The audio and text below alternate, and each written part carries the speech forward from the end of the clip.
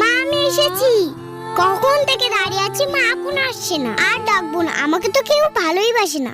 দৃশ্যা, আমি স্নান করেছিলাম তাই আমার আসতে একটু দেরি হলো। আমাকে ব্যাগটা দাও, তুমি হাতমুখ দিয়ে খেতে বসো, আমি খাবার দিচ্ছি। না, তোমাকে ব্যাগ নিতে হবে না, আমার কাছে আমিই করতে পারবো।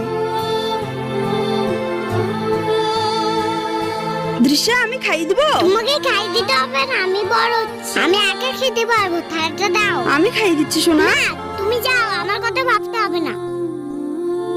আজকে আমার হাতে খেতে ইচ্ছে করছে না, কিছুদিন আগে আমার হাতে না খেলে তোমার পেট ভরতো না। ঠিক আছে, তুমি বড় হয়েছো, তোমার যেটা ভালো মনে হয় করো।